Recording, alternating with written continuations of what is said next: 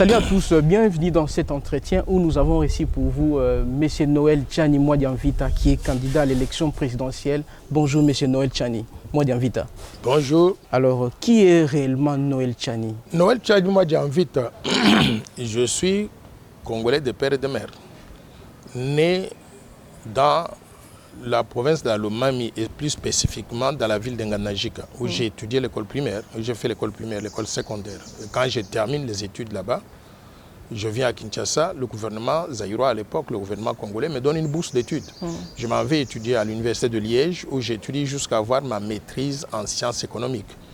Après Liège, je m'en vais à Grenoble en France. J'obtiens le 3e cycle, donc le DESS, diplôme d'études supérieures spécialisé en gestion financière et fiscalité. Je viens aux États-Unis, j'obtiens mon MBA en banque et finance dans le Wall Street à Delphi University à New York. Je reviens à Paris pour faire mon doctorat en sciences économiques. Voici ma thèse de doctorat en sciences économiques à l'Université de Paris 9 Dauphine en France. Je suis spécialiste donc, de la politique monétaire, des questions de banque centrale, des questions des disciplines budgétaires, donc tout ce qui touche donc à la monnaie. Et après donc l'Université de Paris 9 Dauphine, je m'en vais à l'Université de Harvard où j'ai fait un diplôme postdoctoral en leadership et management. Entre-temps, sur le plan professionnel, j'ai travaillé pendant 10 ans à la JP Morgan Chase à New York, qui est la plus grande banque du monde, la plus grande banque américaine. Et je viens à la Banque mondiale pendant 30 ans. Je suis directeur résident, directeur de pays, couvrant plusieurs pays en Afrique, en Asie, dans les Caraïbes, un peu partout. Donc, je suis un professionnel avec 40 ans d'expérience professionnelle, détenteur d'un doctorat en sciences économiques et d'un diplôme postdoctoral en leadership et management de l'Université de Harvard. Et je suis marié. J'ai 5 enfants, 5 garçons. Je suis marié à une femme congolaise de père et de mère aussi. Donc voilà, grosso modo, qui je suis. J'ai été candidat à l'élection présidentielle en 2018. Je n'ai pas gagné. Je suis revenu cette fois-ci en 2023. Si les élections sont transparentes, je peux les gagner ici. Pourquoi? Parce que la notion de père et de mère, c'est la notion la plus populaire en RDC aujourd'hui. Mais vous connaissez comment les élections se font dans nos pays. Exactement. Il y a parfois des circonstances qui peuvent faire qu'on ne puisse pas gagner. Mais si je ne gagne pas, rassurez-vous, je me prépare déjà aussi pour 2028. En 2028 au plus tard, je serai président de la République démocratique du Congo. Ok, merci beaucoup. Parle-nous un peu, quel est votre projet de société? Mon projet de société consiste en 2 offres politiques que je présente à la population congolaise.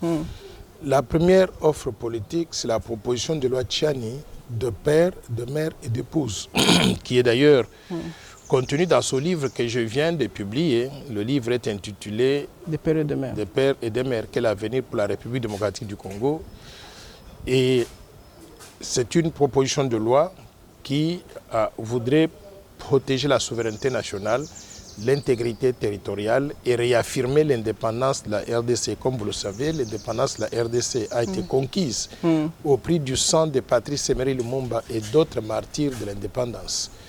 Dans cette proposition de loi, nous voulons réserver l'accès aux fonctions de souveraineté, parmi lesquelles la présidence de la République, aux Congolais d'origine, nés de pères et de mères congolais d'origine, eux-mêmes mariés aux femmes congolaises d'origine. Mais il y a une deuxième volet de cette proposition de loi. C'est de changer le principe de l'unicité de la nationalité congolaise, qui dit qu'on ne peut pas être congolais et avoir une autre nationalité étrangère. Nous voulons changer ce principe-là en adoptant le principe de l'irrévocabilité de la nationalité congolaise. Ce que ça veut dire, c'est quoi? C'est que si vous êtes congolais d'origine, vous ne pouvez pas perdre la nationalité congolaise. Et si vous allez à l'étranger, pour des raisons qui vous sont propres, vous optez pour une nationalité du pays de résidence là pour trouver du travail ou bien étudier. Ça vous regarde. En ce qui nous concerne, nous vous reconnaissons toujours comme Congolais. En faisant juste ce changement-là, nous allons redonner la nationalité congolaise à 15 millions de nos compatriotes qui sont dans la diaspora et qui ont perdu la nationalité congolaise. Et moi, je considère que 15 millions de ressources humaines de qualité qui ont été dans des bonnes universités, dans des bonnes écoles, qui ont eu de l'expérience professionnelle de qualité dans les pays développés, ces 15 millions-là, c'est une addition très profitable à la République démocratique du Congo. Donc ça, c'est la première offre politique que je fais. Mais il y a un deuxième volet de ma vision de développement. c'est le plan Marshall de Noël Tchani pour la reconstruction et le développement de la RDC, qui est une vision de développement pour développer la RDC, sortir ce pays du sous-développement afin que nous puissions devenir un pays émergent en l'espace donc de 15 ans, en utilisant tous les avantages comparatifs que la RDC a, notamment les ressources naturelles, les terres abondantes, une population nombreuse, un climat très favorable donc à tout.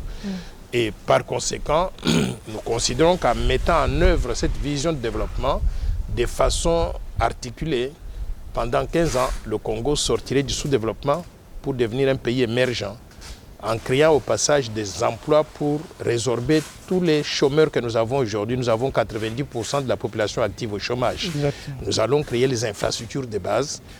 Les infrastructures de base, et c'est résumé par cette carte ici, où vous voyez que nous avons 26 provinces. Mais les 26 provinces ne sont pas connectées les unes aux autres. Nous allons les connecter en faisant les lignes rouges là que vous voyez sont des autoroutes qui n'existent pas aujourd'hui, mais des autoroutes qu'il faudra construire. Et les lignes noires que vous voyez sont des chemins de fer qui n'existent pas aujourd'hui, mais qu'il faut construire. Mais l'innovation de notre vision de développement, ce sont les points jaunes que vous voyez partout. Les points jaunes représentent des villes qui ne sont villes que de nom, qui existent aujourd'hui, mais que nous devons développer pour qu'elles soient véritablement des villes où il fait bon vivre. Par conséquent, nous allons créer des nouvelles villes modernes, couvrant toute la République démocratique du Congo, d'après le schéma que nous avons ici. Les points jaunes, les lignes jaunes que vous voyez sont des quartiers résidentiels, et je vais vous montrer à quoi ça va ressembler. Les espaces verts représentent les espaces d'exploitation agricole, d'élevage et de pêche. Nous allons mécaniser l'agriculture, l'élevage et la pêche pour produire suffisamment au Congo, transformer ces produits-là en des produits finis, dans des boîtes de conserve, dans des sachets, pour nourrir toute la République, exporter vers d'autres provinces, pour que toute la République démocratique du Congo soit desservie, mais aussi exporter ces produits-là vers d'autres pays africains. Vous savez, aujourd'hui, le Congo est membre de ce qu'on appelle la ZLECAf, la zone de libre-échange au niveau africain, qui veut dire qu'il y a la libre circulation des personnes et des biens. Nous ne devons pas simplement être un dépotoir des produits qui viennent d'autres pays africains. Nous devons aussi aller à la conquête de ces marchés-là, donc en exportant les produits qu'on aura fabriqués ici.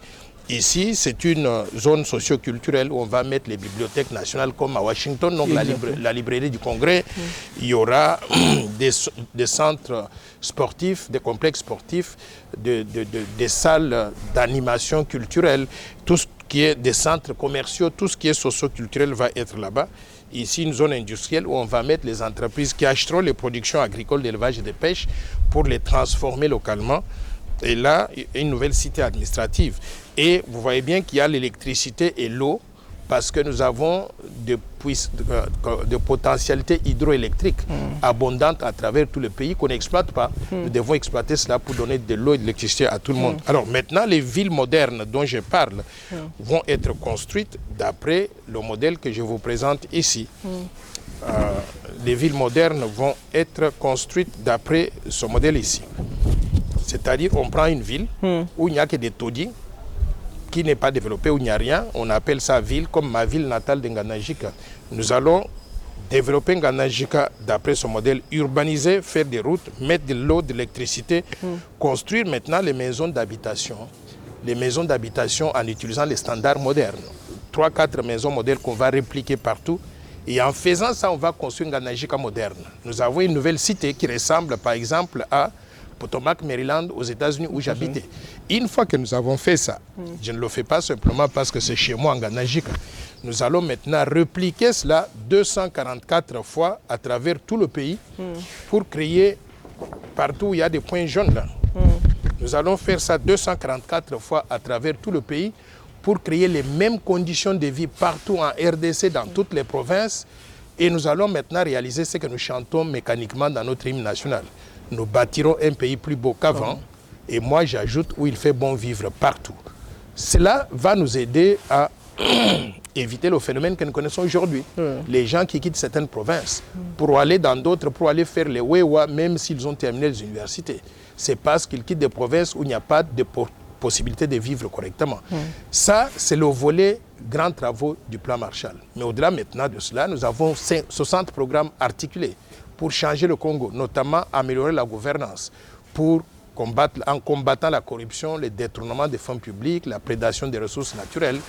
Nous allons investir dans les ressources humaines en donnant accès à tout le monde à l'éducation de qualité, à l'école primaire, l'école secondaire, mais à l'université. Je vais instituer le système qu'on a aux États-Unis, où les gens peuvent même avoir ce qu'on appelle des bourses d'études ou bien des prêts remboursables, des prêts faits par les banques commerciales, mais avec la garantie de remboursement donc, de l'État. Cela va permettre à tout le monde d'aller à l'école. Nous allons établir dans le domaine donc, de la santé le système d'assurance maladie universelle, comme ça existe aux États-Unis, où tout le monde qui travaille contribue dans une caisse et cette caisse-là est utilisée pour faire soigner des gens gratuitement ou moyennant une petite contribution. Et s'il y a un déficit qui persiste, en ce moment-là, on pourrait avoir des contributions de l'État. Nous allons faire d'autres programmes. Donc, il y a 60 programmes au total pour arriver à développer l'entrepreneuriat, mettre en place un système financier qui fonctionne. Aujourd'hui, nous avons 15 banques au Congo. Mais ces 15 banques-là sont des petites banques étrangères qui viennent du Liban, qui viennent du Nigeria. Il n'y a pas de grandes banques vraiment qui peuvent financer l'économie congolaise, qui peuvent financer les Congolais. Nous allons mettre en place un nouveau système financier où la banque sera décentralisée, comme aux États-Unis, on aura des districts financiers et dans chaque district financier, il y aura des banques locales. Ces banques locales vont faire des crédits aux gens localement. Je crois que c'est un modèle que moi j'ai vécu, que j'ai connu et je voudrais répliquer ici. Mais au-delà de cela aussi, nous allons restructurer la monnaie. La monnaie congolaise aujourd'hui, qui est le franc congolais, ne vaut absolument rien. Aujourd'hui, quand on avait lancé le franc congolais en 1998, un franc congolais valait 72 cents d'un dollar. En d'autres termes, un dollar valait 1,3 francs congolais. Aujourd'hui, un dollar égale à 2700 francs congolais. La monnaie s'est dépréciée de plus de 270 000 fois, 270 000 fois. Donc, en l'espace de 25 ans. C'est une monnaie de singe que nous avons, qui ne vaut rien. Je propose ici, dans ces livres ici, la bataille pour une monnaie nationale crédible. Que faire pour redonner au Congo une monnaie nationale crédible? Nous allons reformer tout le système économique, le système financier. Nous allons donner l'indépendance à la Banque centrale pour qu'elle fonctionne comme la Fed américaine, la Banque centrale américaine.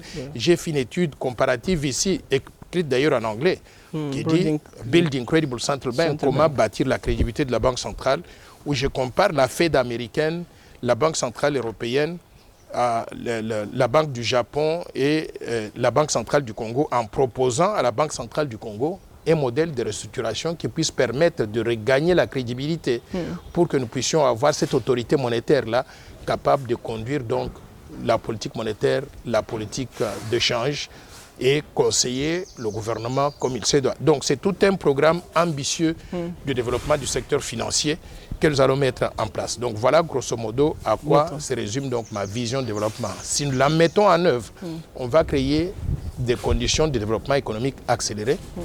Nous allons mettre en place un système où on a des ressources humaines de qualité localement pour soutenir ce développement économique. Nous allons mettre en place des mécanismes pour financer l'entrepreneuriat des jeunes, des femmes, mais également de tout le monde, parce que l'État ne peut pas tout faire.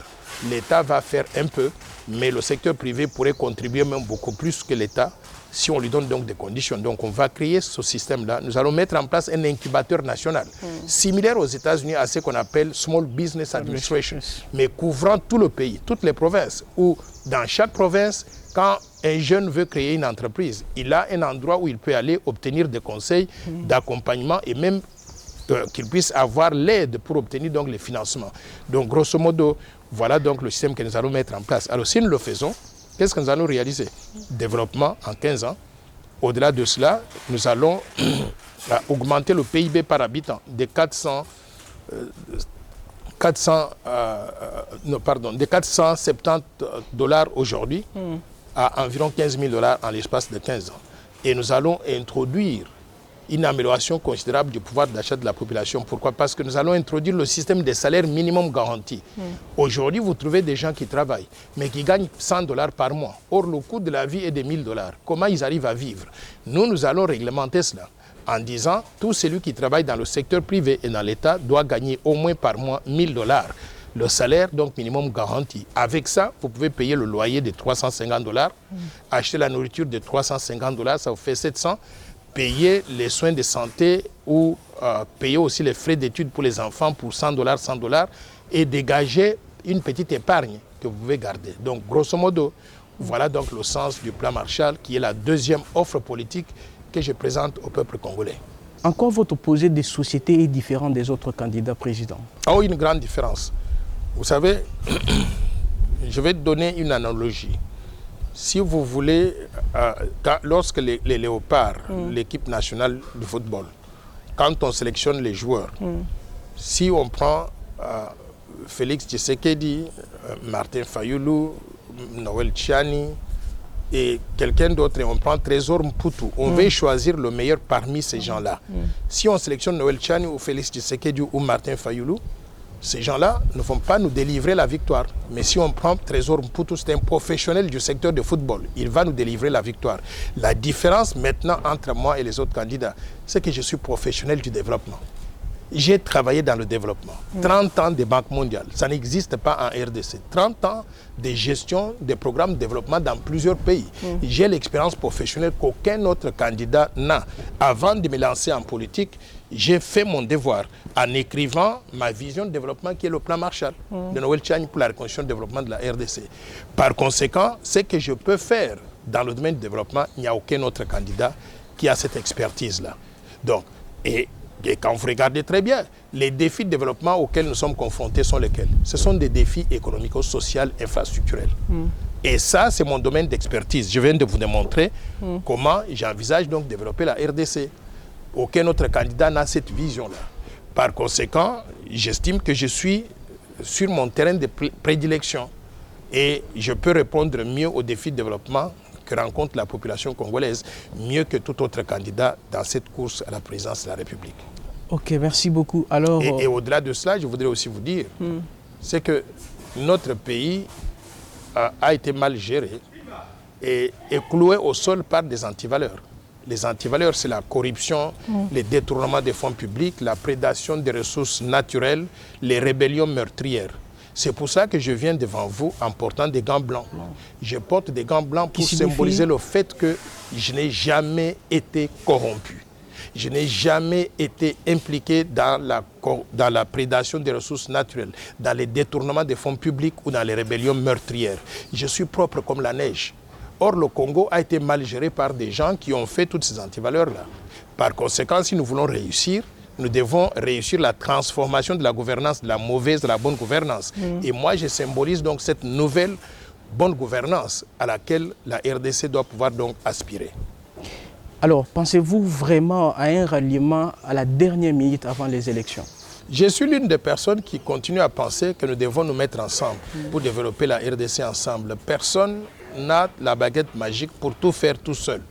Par conséquent, je suis très ouvert aux idées que nous pouvons rassembler les gens, les mettre ensemble dans une même équipe, former ces léopards-là de la RDC qui peuvent rivaliser avec n'importe quel pays gagné.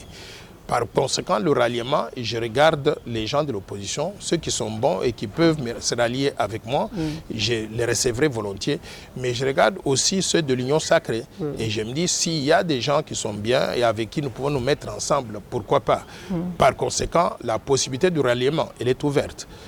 Pour l'instant, je n'envisage pas immédiatement quelque chose de ce genre. Mais si l'occasion se présente pour que nous nous mettions ensemble et que les gens adhèrent à cette vision que j'ai, je suis prêt à travailler avec tout le monde pour mettre le peuple congolais en voie de bénéficier donc des avantages des ressources naturelles que nous avons en développant correctement le pays.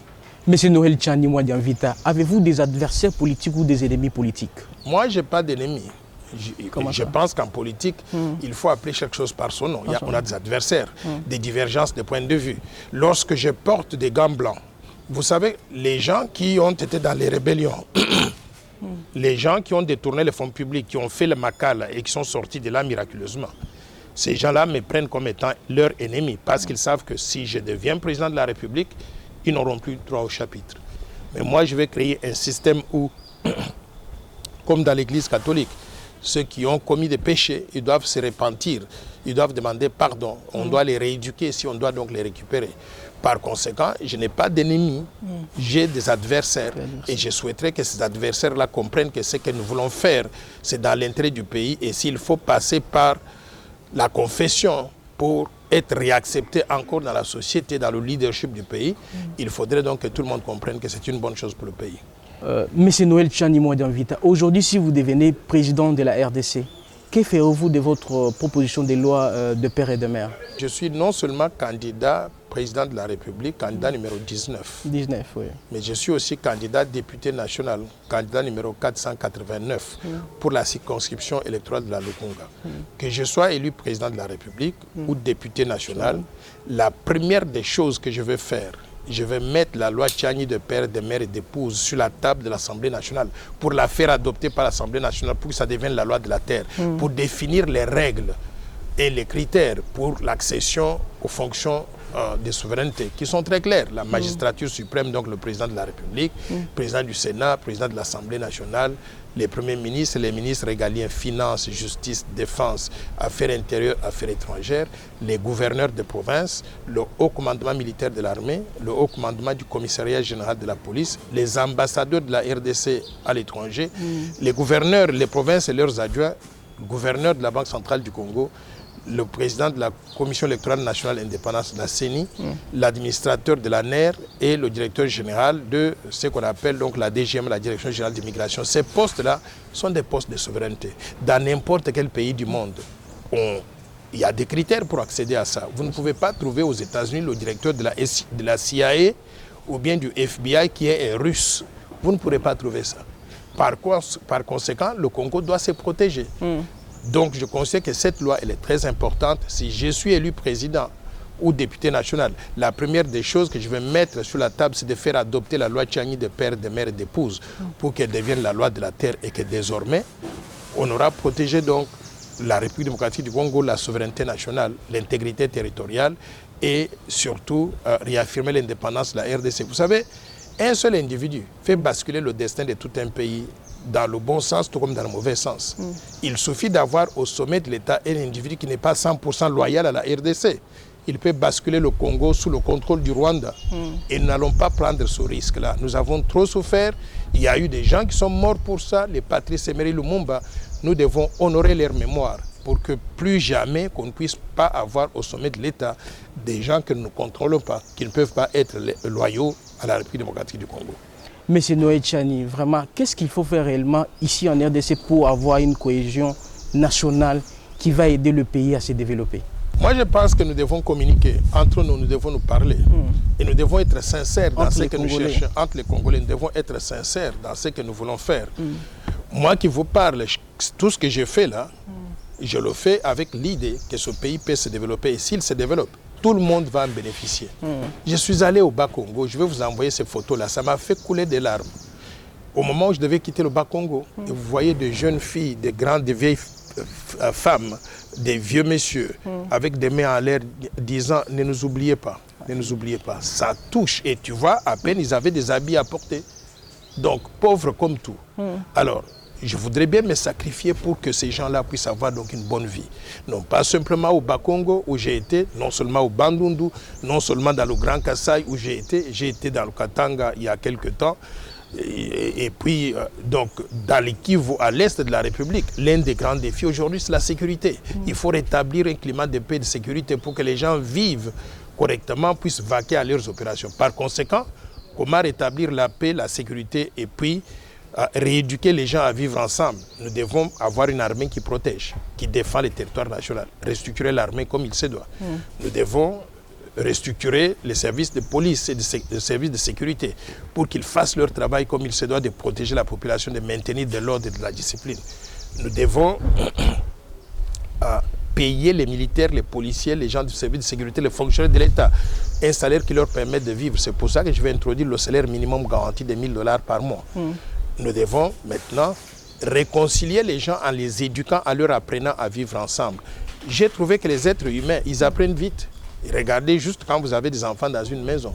Ils commencent à faire des bêtises, vous l'appelez, vous lui dites « Papa, maman, voici comment il faut faire ». Et ils vous écoutent et ils suivent ça.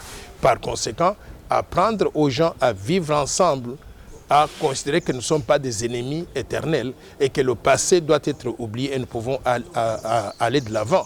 Je pense que nous pouvons faire ce travail-là pour qu'on ait la cohésion nationale après les élections. Pourquoi avez-vous commencé tardivement votre campagne électorale? J'ai commencé la campagne tardivement. D'abord, c'est une question d'organisation. Au fait, je n'ai pas commencé tardivement. Je voudrais vous apprendre que il y a un ministre du gouvernement actuel qui m'a dit, vous savez quoi, vous êtes un homme très intelligent. Pendant que tout le monde dormait, vous étiez en campagne. Depuis 3 ans, tout le monde parle de la loi Tchiani des pères, des mères et d'épouses. Depuis 3 ans. Et aujourd'hui, la loi Tchiani des pères, des mères et d'épouses, c'est le slogan dans tous les ménages congolais. Quand je m'en vais au Bas-Congo, vous voyez les gens qui disent « Ah, c'est lui, des pères et des mères ». Au Bandundu, c'est la même chose. Dans le Grand Kassai, ils n'en parlent pas. À l'est de la République, ils ont connu les problèmes d'infiltration et consorts. Ils savent ce que c'est. Par conséquent, ma campagne n'a pas commencé tardivement. Elle a été même précoce. J'avais commencé beaucoup plus tôt, il y a 3 ans, que ceux qui viennent de commencer aujourd'hui. Et si, par exemple, aujourd'hui, vous n'êtes pas élu président de la République, quelle serait votre attitude vraiment? Mon attitude sera une attitude républicaine. Tant qu'on considère que les élections sont libres, transparentes et démocratiques, on ne peut pas tout gagner dans la vie. Et je suis encore jeune. Si je ne gagne pas aujourd'hui, je m'en vais immédiatement sur le terrain, je commence à me préparer pour 2028. Et je vais me battre jusqu'à ce que je devienne président de la République. Donc dans une démocratie, on peut gagner, tout comme on peut perdre. Mais si je ne gagne pas aujourd'hui, je vais faire un discours de concession pour féliciter celui-là qui aura gagné, pour lui dire... Et d'ailleurs, je vais vous envoyer le discours de concession que j'avais fait en 2018. Il est encore d'actualité aujourd'hui. Donc je ferai un discours similaire pour dire au chef de l'État qui sera élu, voici ce que vous devez faire si vous voulez réussir. Donc partagez avec lui. Partagez avec lui. Et si vous voulez réussir, voici les conseils que je vous donne. Doter le pays d'abord d'une vision de développement. Moi, j'ai le plan Marshall. Vous avez quoi? Si nous avons le plan Marshall et vous voulez utiliser certaines des idées, je lui ferai même un cadeau de cela pour qu'il commence à travailler là-dessus et à lui dire rendez-vous donc dans 4 ans, dans 5 ans plus tôt.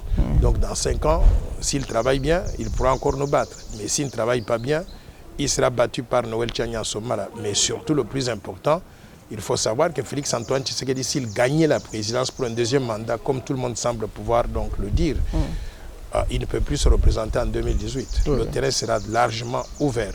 Et je crois que des gens comme nous qui auront commencé très tôt à parler de ces questions-là, à faire campagne, on a une grande opportunité de gagner la présidence en 2028. Donc, alors, un dernier mot alors, M. Noël Tchiani.